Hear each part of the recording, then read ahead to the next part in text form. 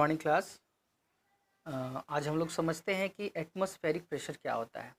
और ये इसलिए ज़रूरी है, इस चैप्टर को समझना इसलिए ज़रूरी है, इस कंटेंट को समझना इसलिए ज़रूरी है कि बहुत सारे ऐसे चैप्टर हैं जिनके लिए जिनको हम लोग इस कंटेंट को क्लियर किए बिना उस चैप्टर को हम लोग नहीं पढ़ सकते हैं। कहने का मतलब ये है कि बहुत सारे टॉपिक्स को क्लियर करने के लिए एटमॉस्फेरिक प्रेशर का बेसिक नॉलेज होना बेहद ज़रूरी है। तो सबसे पहले हम लोग समझते हैं कि एटमॉस्फेरिक प्रेशर होता क्या है। तो आप इस इमेज को ध्यान से देखिए। इसके सराउंडिंग में चारों तरफ एक जो लेयर बना हुआ है, इसी लेयर को हम लोग एटमॉस्फेयर कहते हैं। ये एक एयर का इन्वेलप है ना। Air, the envelope of air surrounded the earth. मतलब एयर का जो इन्वेलप है उसने एयर को अर्थ को सराउंडेड किया हुआ है, दैट इज़ एटमॉस्फेयर। और यही एटमॉस्फेयर जो है, यही जो एयर का अमाउंट है, ये जो एयर का अमाउंट आप देख पा रहे हैं, ये अमाउंट जो है ना, ये प्रेशर एक्सर्ट करता है कहाँ? अर्थ के सरफेस पे। ये जो एयर का अमाउंट है, ये इन्वेलप ऑफ एयर है, वो अर्थ के सरफेस पे प्रेशर एक्सर्ट करता है। ठीक है, इसी प्रेशर को हम लोग एटमॉस्फेरिक प्रेशर कहते हैं और इस एयर के इन्वेलप को एटमॉस्फेयर कहते हैं। अब जैसा कि हम सभी जानते हैं कि एटमॉस्फेयर के बहुत सारे लेयर हैं, मसलन troposphere, stratosphere, mesosphere, thermosphere and the last one is upper lip जो एरिया है, दैट इज एक्सोस्फेयर। अब हम लोग बात करते हैं कि जो एयर प्रेशर यानी एटमॉस्फेरिक प्रेशर है वो कहाँ पे सबसे ज़्यादा होता है। तो ये जो आपका लोवेस्ट एरिया है या बॉटमस्ट एरिया, और this one is the top most area. तो क्या प्रश्न उठता है कि क्या सब जगह इक्वल होता है? एटमॉस्फेरिक प्रेशर जो है पूरे वॉल्यूम पे इक्वल होता है या किसी खास वॉल्यूम पे ज़्यादा होता है? तो इसका आंसर है कि जो ये जो ट्रोपोस्फेयर है, इस एरिया में सबसे अधिक एयर प्रेशर होता है। इसका रीज़न क्या है हम लोग अगले स्लाइड में डिस्कस करेंगे। क्यों जो है अपर लिमिट में जो है, जो अपर लिमिट है वहाँ एयर प्रेशर सबसे कम होता है और जो लोवेस्ट लिमिट है वहाँ एयर प्रेशर सबसे अधिक होता है। तो ये इतना जानना अभी हमारे लिए ज़रूरी है कि जो बॉटमस्ट लेयर है ट्रोपोस्फेयर, वहाँ एयर प्रेशर सबसे अधिक होता है और जो टॉपमोस्ट लेयर है एक्सोस्फेयर, वहाँ जो है वो एयर प्रेशर सबसे कम होता है। ओके, आगे बढ़ते हैं हम लोग। अब चलिए स्टूडेंट्स, अब हम लोग समझते हैं कि अभी हम लोग समझते हैं एयर के एक नेचर का।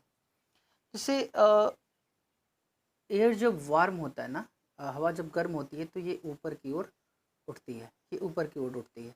और ये जब ठंडी होती है तो ये नीचे की ओर आती है। ये एयर का नेचर है।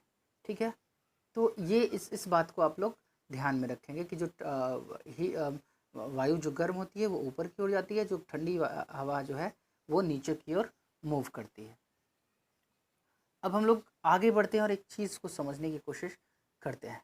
चलिए, अब ये देखिए, अब टेम्परेचर, जैसा कि आप देखेंगे कि इक्वेटर पे जो है, इक्वेटर जो एरिया है, यहाँ सूर्य की जो किरणें हैं, है ना, आप देखेंगे कि ये जो इक्वेटर है इसको हिंदी में विषुवत रेखा भी कहते हैं।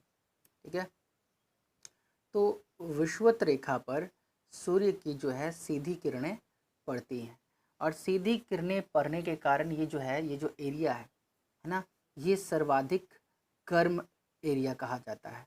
यहाँ आप इक्वेटर से 10 डिग्री ऊपर तक, इक्वेटर से अगर आप 10 डिग्री ऊपर चले जाते हैं, इक्वेटर से अगर आप 10 डिग्री ऊपर चले जाते हैं, वो एरिया, इक्वेटर से अगर आप 10 डिग्री ऊपर चले जाते हैं, यहाँ से ये 10 डिग्री हुआ और यहाँ नीचे 10 डिग्री, तो इक्वेटर से नॉर्थ की ओर 10 डिग्री और इक्वेटर से साउथ की ओर 10 डिग्री का जो एरिया होता है वो सनरेज जो है डायरेक्ट पड़ता है और ये सबसे गर्म एरिया होता है। और इस कारण जो है यहाँ क्या करता है कि हवा जो है गर्म होकर के ऊपर उठने लगती है और यहाँ क्या होता है, लो प्रेशर क्रिएट करता है। मतलब जो टोराइड जोन है, आइदर साइड ऑफ इक्वेटर जो है टोराइड जोन कहलाता है।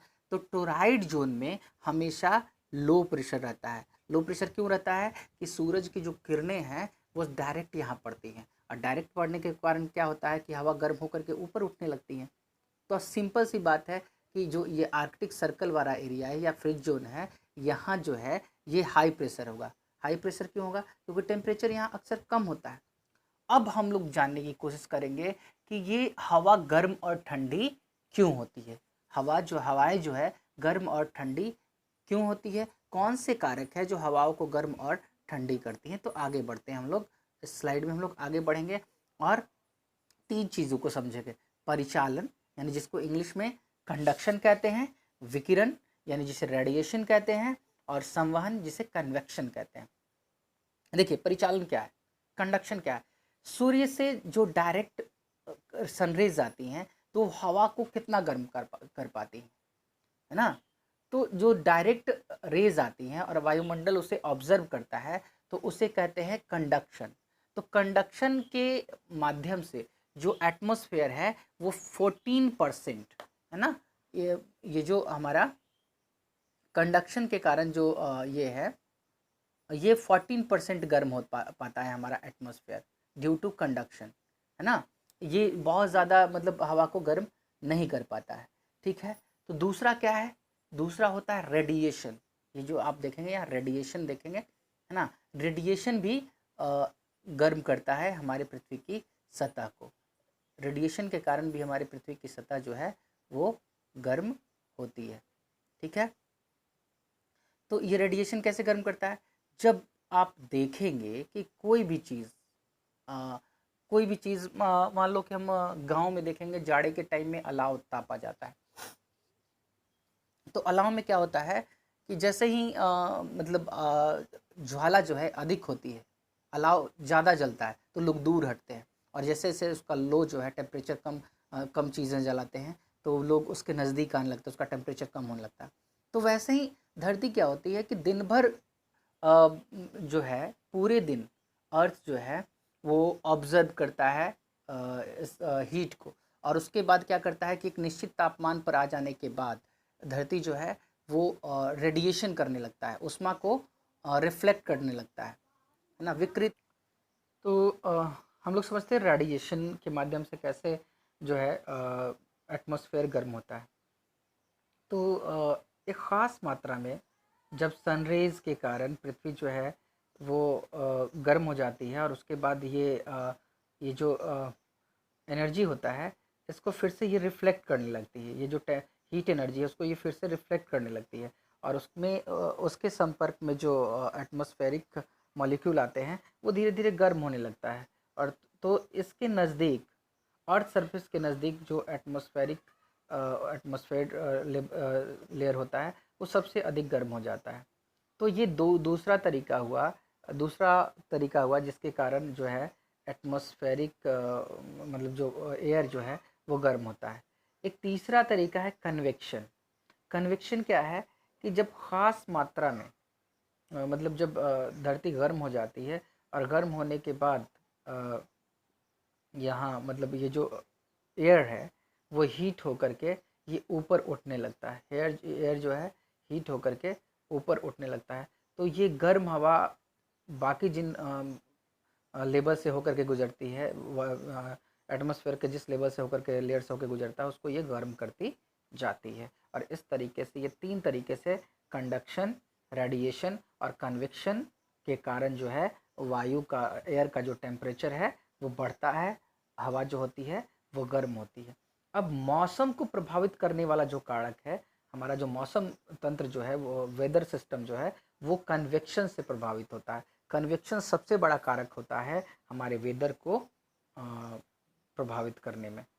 चलिए फिर आगे हम लोग के स्लाइड में आगे के कंटेंट को समझने की कोशिश करेंगे। Thank you.